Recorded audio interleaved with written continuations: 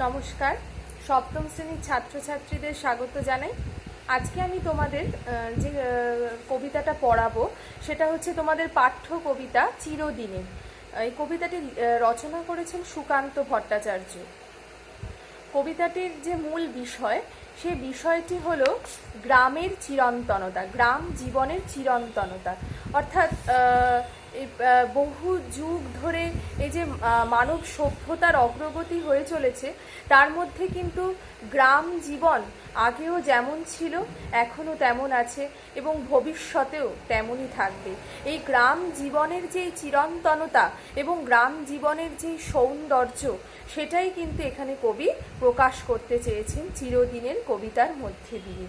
ঠিক আছে, তাই এবার আমরা কবিতাটা শুরু করছি। দেখো, এখানে বৃষ্টি মুখর লাজুক গায়ে এসে থেমে গেছে ব্যস্ত ঘড়ির কাঁটা। সবুজ মাঠেরা পথ দেয় পায়ে পায়ে, পথ নেই তবু এখানে যে পথ হাঁটা। জোড়া দিঘি তার পাড়েতে তালের শাড়ি, দূরে বাঁশ ঝাড়ে আত্মদানের সাড়া। পচা জল আর মশায় অহংকারী, নীরব এখানে অমর কিষান পাড়া। তাহলে দেখো, কবি এখানে কি বলছেন, এখানে বৃষ্টি মুখর লাজুক গায়ে। এখানে বলতে কোনো একটি নির্দিষ্ট গ্রামের কথা বলা হচ্ছে। সেখানে কি বলা হচ্ছে, যে এখানে বৃষ্টি মুখর লাজুক গায়ে, গায়ে মানে হচ্ছে গ্রামে, বৃষ্টি মুখর লাজুক, বৃষ্টি মুখর মানে যেখানে বৃষ্টির পরিমাণ অনেক বেশি, এবং এখানে বৃষ্টি মুখর লাজুক গায়ে এসে থেমে গেছে ব্যস্ত ঘড়ির কাঁটা। মানে কি, এখানে কোথাও গিয়ে হয়তো কবি শহরের সঙ্গে গ্রামের যে গতি, তার যেন একটা তুলনা আনতে চেয়েছেন। দেখো, বলছেন এখানে বৃষ্টি মুখর লাজুক গায়ে। লাজুক কেন বলছেন, যে গ্রাম জীবন কিন্তু শহুরে জীবনের মতো অতটা উচ্ছৃঙ্খল বা অতটা চঞ্চল বা গতিময় জীবন নয়, অনেকটাই শান্ত স্নিগ্ধ জীবন, এবং সেটাই যেন কবি এখানে লাজুক শব্দটির মধ্যে দিয়ে বোঝাতে চাইছেন।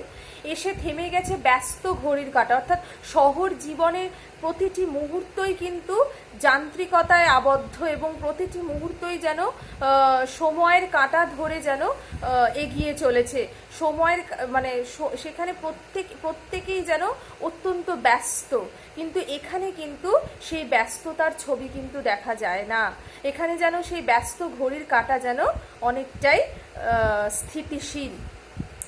সবুজ মাঠেরা পথ দেয় পায়ে পায়ে, পথ নেই তবু এখানে যে পথ হাঁটা। তাহলে কবি বলছেন যে সবুজ মাঠেরা পথ দেয় পায়ে পায়ে, পথ নেই তবু এখানে যে পথ হাঁটা। অর্থাৎ মাঠে হয়তো কোনো আলাদা করে কোনো পথ তৈরি হয়নি, কিন্তু মানুষের চলাচলের ফলে একটি নির্দিষ্ট অঞ্চল দিয়ে বা একটি নির্দিষ্ট স্থান দিয়ে মাঠের ওপর দিয়ে হাঁটতে হাঁটতে সেই মাঠের মধ্যে যেন নিজে থেকেই একটি পথ তৈরি হয়ে গেছে। সেটাই এখানে কবি বলছেন যে পথ নেই তবু এখানে যে পথ হাঁটা। অর্থাৎ পথ নেই, কিন্তু সেই মাঠের ওপর দিয়ে মানুষজনের একই পথ ধরে চলাচল করতে করতে সেখানে যেন একটি পথ তৈরি হয়ে গেছে প্রকৃতির নিয়মেই। জোড়া দিঘি তার পাড়েতে তালের শাড়ি, দূরে বাঁশ ঝাড়ে আত্মদানের সাড়া। তাহলে কি বলছে, জোড়া দিঘি তার পাড়েতে রয়েছে, জোড়া দিঘি মানে দুখানা দিঘি, সেই দিঘির পাড়েতে রয়েছে তালের শাড়ি। তালের শাড়ি মানে তাল গাছ শাড়ি দিয়ে রয়েছে, যেটা আমরা শহরে এই ধরনের দৃশ্য কিন্তু কখনোই দেখতে পাবো না। দূরে বাঁশ ঝাড়ে আত্মদানের সারা, পচা জল আর মশায় অহংকারী, নীরব এখানে অমর কিষান পাড়া। তাহলে দূরে বাঁশ ঝাড়ে, এই বাঁশ বনের কথা আমরা প্রত্যেকেই জানি, এবং সেই বাঁশ বনে মানে একটা অদ্ভুত যেন মানে শব্দ হয়। ঠিক আছে, সেই বাঁশ বনের এক বাঁশের যে মানে ঘর্ষণের যে শব্দ, একটা অদ্ভুত যেন শব্দ হয়।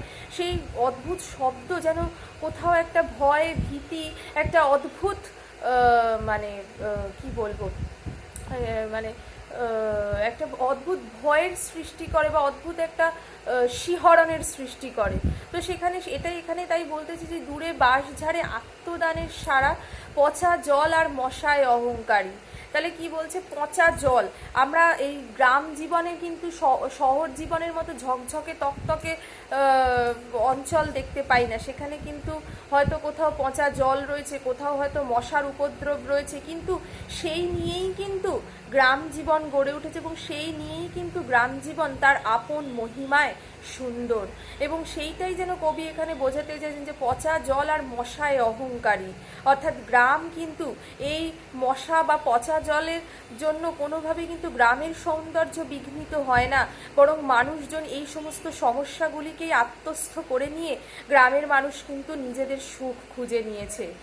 নীরব এখানে অমর কিষাণ পাড়া। তাহলে দেখো এখানে প্রত্যেকেই কিন্তু এই সমস্যার সঙ্গে সংগ্রাম করতে শিখে গেছে, এবং তাই তাদের মধ্যে কিন্তু কোনো ঝগড়া বিবাদ অশান্তি কিন্তু নেই।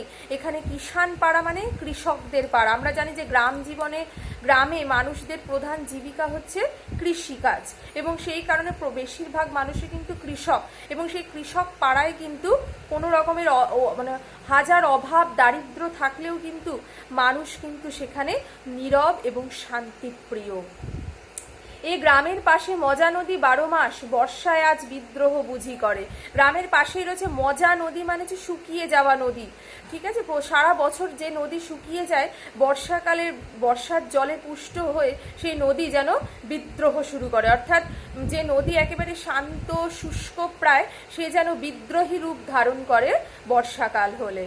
গোয়ালে পাঠায় ইশারা সবুজ ঘাস, এ গ্রাম নতুন সবুজ ঘাগড়া করে। তাহলে কি বলছে, যখনই গ্রীষ্মের অবসানে যখন বর্ষা ঋতুর সূচনা হয়, তখন কিন্তু গোয়ালে যেন সবুজ ঘাস যেন ইশারা পাঠায়। গোয়ালে মানে গরুদের, গোয়ালে কারা থাকে, গরুদের যেন সবুজ ঘাস যেন ইশারা পাঠাচ্ছে যে বর্ষা এসে গেছে, আবার নতুন রূপ ধারণ করে ঘাস যেন সজীব এবং সবুজ সুন্দর হয়ে উঠছে, এবং গরুদের মানে গোয়ালে থাকা গরুদের যেন ইশারা দিচ্ছে যে তাদের খাদ্যের যোগান যেন আবার নতুন করে হতে চলেছে। রাত্রি এখানে এ গ্রাম নতুন সবুজ ঘাগড়া পড়ে, মানে কি চারিদিক সবুজ সুন্দর শ্যামল রূপ ধারণ করে যেন গ্রাম, এবং কবির যেন দেখে মনে হয় সেটা যেন গ্রামটি যেন কোনো এক নারী, এবং সে যেন একটি সবুজ রঙের ঘাগড়া ধারণ করে যেন আরও সুন্দর হয়ে উঠেছে। রাত্রি এখানে স্বাগত সান্ধ্য শাঁখে, কিষাণকে ঘরে পাঠায় যে আলপথ। তাহলে কি বলছে, যে রাত্রি এখানে মানে এখানে রাতের যে আগমন ঘটে, রাতকে এখানে স্বাগত জানানো হয় সান্ধ্য শাঁখের মাধ্যমে, অর্থাৎ সন্ধ্যাকালীন গ্রামের বধূদের শঙ্খ বাজানোর মধ্যে দিয়েই কিন্তু, শঙ্খ ধ্বনির মধ্যে দিয়েই কিন্তু গ্রামে রাত্রি নেমে আসে। কিষাণকে ঘরে পাঠায় যে আলপথ, তাহলে কিষাণ সেই রাত্রি নামার সঙ্গে সঙ্গে দিনের কাজের সমাপ্তি ঘটিয়ে কিন্তু তারা যে যার ঘরে ফিরে আসে। তারপরে দেখো কিষাণকে ঘরে পাঠায় যে আলপথ, বুড়ো বটতলা পরস্পরকে ডাকে। তাহলে কি বলছে, বুড়ো বটতলা পরস্পরকে ডাকে, অর্থাৎ এখানে বুড়ো বটতলা মানে কি বট গাছ, সেই বট গাছের যে তলা সেটা কি বটতলা বলা হয়। তো বুড়ো বটতলা মানে অনেক বয়স্ক সেই বট গাছগুলো, এবং সেই বুড়ো বটতলায় যেন পরস্পরকে ডাকে, একে অপরের যেন সঙ্গী হয়ে তারা সেখানে বছরের পর বছর কিন্তু অবস্থান করে। সন্ধ্যা সেখানে জড়ো করে জনমত। তাহলে দেখো এই গ্রামের মানুষেরা সারাদিনের ক্লান্তির পর একটু ভালো বা একটু বিশ্রাম নেওয়ার জন্য বা একটু একে অপরের সঙ্গে একটু খোশ গল্প করবার জন্য বেছে নেয় কিন্তু এই বুড়ো বটতলাকে। তাই সেখানে কিন্তু জনমত জড়ো, অর্থাৎ এখানে গ্রামের মানুষেরা কিন্তু যে কোনো সমস্যা বা আনন্দ সমস্ত কিছুই এই বুড়ো বটতলার এসেই কিন্তু একে অপরের সঙ্গে ভাগ করে নেয়। এটা গেল হচ্ছে প্রথম পর্ব। এরপরে দেখো দ্বিতীয় স্তবকটা শুরু হচ্ছে। দুর্ভিক্ষের আঁচল জড়ানো গায়ে এ গ্রামের লোক আজও সব কাজ করে, কৃষক বধূরা ঢেকিকে নাচায় পায়, প্রতি সন্ধ্যায় দ্বীপ জ্বলে ঘরে ঘরে। তাহলে কি বলছেন কবি, যে দুর্ভিক্ষের আঁচল জড়ানো গায়ে। তোমাদের আগেই বলেছি গ্রাম জীবন কিন্তু শহর জীবনের মতো বিলাসিতায় পরিপূর্ণ নয়। গ্রাম জীবনের মানুষদের কিন্তু দারিদ্র্যের সঙ্গে সংগ্রাম করতে হয়, দুঃখ তাদের নিত্য সঙ্গী, এবং তার সঙ্গেই কিন্তু তারা লড়াই করে সুখের পথ বেছে নেয়।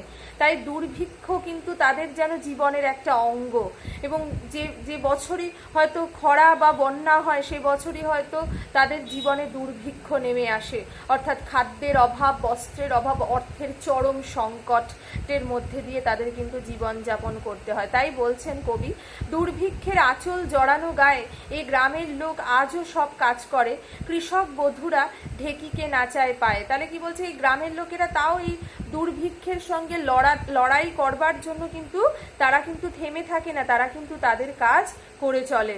এই গ্রামের লোক আজও সব কাজ করে, কৃষক বধূরা ঢেকিকে নাচায় পায়।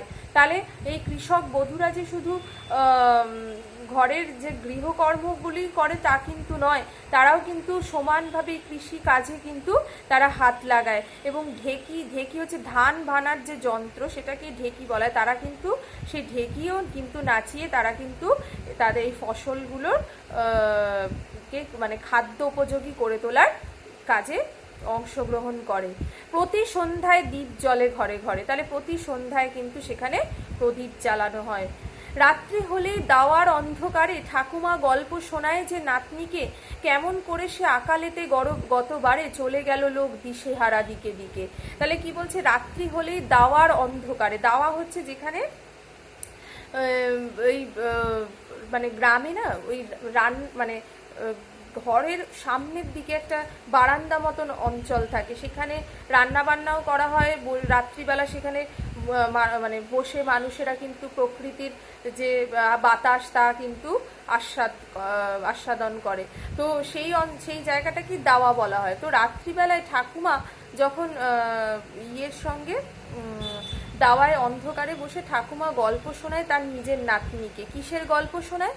রাত্রি হলেই কেমন করে সে আকালেতে গতবারে, মানে গতবার যে আকাল অর্থাৎ দুর্ভিক্ষ সৃষ্টি হয়েছিল, সেখানে মানুষ নিজের প্রাণ বাঁচাবার জন্য দুমুঠো অন্ন জোগানের জন্য কিভাবে এদিক ওদিক বিভিন্ন জায়গায় গ্রামের মানুষ দিশেহারার মতন ছুটে চলেছিল, সেই ঘটনাই কিন্তু যেন প্রতি রাত্রেই যেন দাওয়ার অন্ধকারে ঠাকুমা বসে তার নাতনিকে সেই গল্প শোনায়। এখানে সকাল ঘোষিত পাখির গানে কামার কুমোর তাঁতি তার কাজে জোটে। তাহলে কি বলছে, যে এখানে সকাল ঘোষিত হয় কিসের মধ্যে দিয়ে? পাখির গানের মধ্যে দিয়ে, অর্থাৎ পাখির কিচির মিচির কোলাহলের মধ্যে দিয়েই কিন্তু এখানে রাত থেকে ভোর হয়। কামার কুমোর তাঁতি তার কাজে জোটে। কামার মানে হচ্ছে যারা লোহার জিনিসপত্র তৈরি করে তাদেরকে কামার বলা হয়। কুমোর হচ্ছে যারা মাটির জিনিসপত্র তৈরি করে তাদের কুমোর বলা হয়। আর তাঁতি হচ্ছে যারা কাপড় বোনে তাদেরকে তাঁতি বলা হয়। তো এই তিন ধরনের পেশার লোক পেলাম। এছাড়াও আমরা আগে আরেকটি জীবিকার কথা পেয়েছি, সেটা হচ্ছে কৃষিকাজ। তাহলে আমরা 4টি জীবিকার কথা কিন্তু এখানে আমরা পেলাম, যার সঙ্গে গ্রাম জীবন ওতপ্রোতভাবে জড়িত।